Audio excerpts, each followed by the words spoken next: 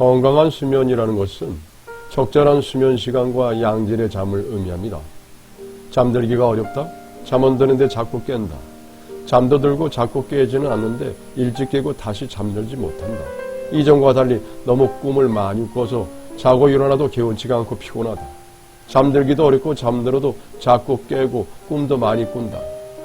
설명하기 어려운데 다음날 개운치 않고 자도 잔 것 같지 않다. 이외에도 다양한 증상을 호소하며 불면증이 있다고 이야기하시는 분들이 많습니다. 건강한 수면을 위한 필요한 방법은 불면증 치료법 1분 만에 잠드는 478 호흡법을 시도하는 것도 좋습니다. 우리 몸은 스트레스로 인하여 신경계가 지나치게 자극될 때 불면증이 오게 됩니다. 이 호흡법은 폐에 더욱 많은 산소를 공급해서 교감신경을 안정화하고 불면증을 극복하는 방법입니다. 478 호흡법의 방법은 다음과 같습니다. 앞니 뒤쪽 불록나온 부분에 혀를 살짝 갖다 댄 후에 숨을 내쉽니다. 그 4초간 코로 숨을 들이쉬고 7초간 멈춥니다. 8초간 입으로 숨을 내뱉은 후 이 과정을 3번 더 반복합니다. 앤드류 박사는 478 호흡법을 시행할 때 혀가 호흡 내내 같은 자리를 유지해야 한다고 강조하고 있습니다. 바로 효과가 나타나는 분들도 있지만 하루 최소 2회, 1회에 3번의 호흡을 2달 동안 꾸준히 수행하면 누구나 효과를 볼 수 있다고 합니다.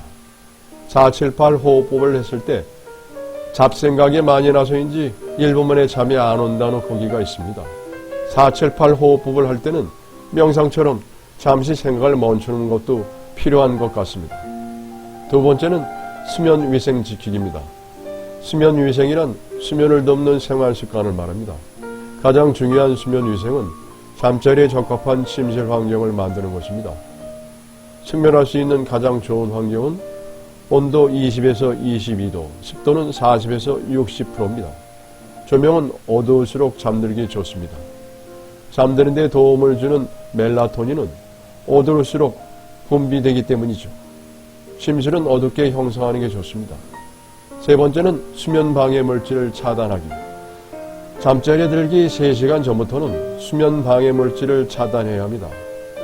카페인이 들어간 커피나 홍차, 콜라, 초콜릿은 피해야 하며 잠들기 전 음주 또는 흡연도 좋지 않습니다. 취침 전 스마트폰이나 태블릿을 사용하면 거기서 나오는 불빛이 수면 호르몬인 멜라토닌의 분비를 방해합니다. 그래서 보통 수면 2시간 전부터는 사용하지 않는 것이 좋으며 잠자리에 들기 2-3시간 이내에는 많이 먹거나 마시지 않는 것이 좋습니다. 네 번째는 신체 항상성 유지입니다. 평소 잠을 잘 자는 신체를 만들어 놓는 것도 좋은 방법입니다.